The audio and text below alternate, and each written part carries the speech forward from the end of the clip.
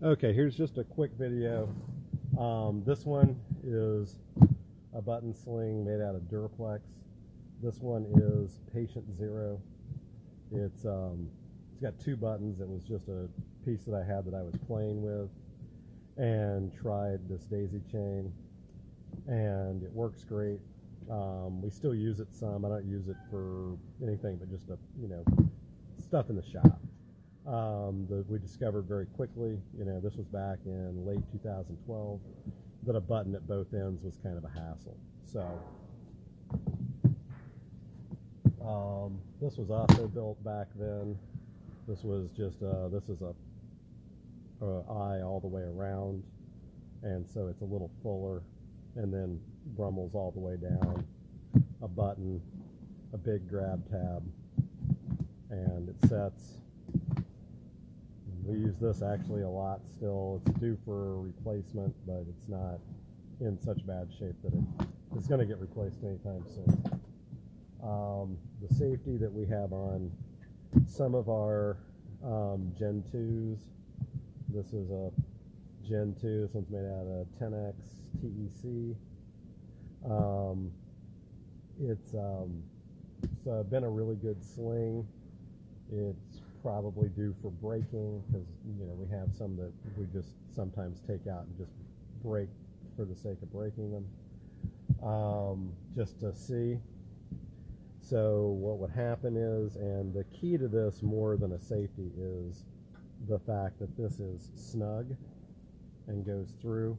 So usually when I pull one of these through, I get the grab tab, I pull them back, and then it's in there, and I mean you can jack with it a lot, but it's not gonna come out on its own.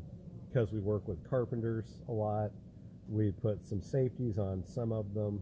The safety I came up with is it's just a piece of Dyneema dipped through part of one half of the Brummel, so it doesn't really interrupt the lay any more than the Brummel would. Has a double overhand in this end, and in this end it has just a short tuck like a whoopee sling, and the same splice that's on this ring, which is all the way around. It just makes a nice toggle. I've recently come up with a better toggle for Dyneema. So generally if you put that in there, it's loose. So you put this over top of the eye, pull this down. It's another choke that just captures it, but we've discovered if it's sized correctly, it's not really necessary. And so when you're taking stuff apart, it's just an extra step. And when we do big setups on masts and things, we'll have to work quickly and have a half a dozen slings that we've got to jack with in just a couple of minutes, so it's easier to not. So that's kind of these guys. The Gen 3s, this one has a little bit of extra softening in here, and then it has a lot of softening in the knot and down in here. It herniated just a little bit, but this thing has been brutalized. You can see it's a little shaggy.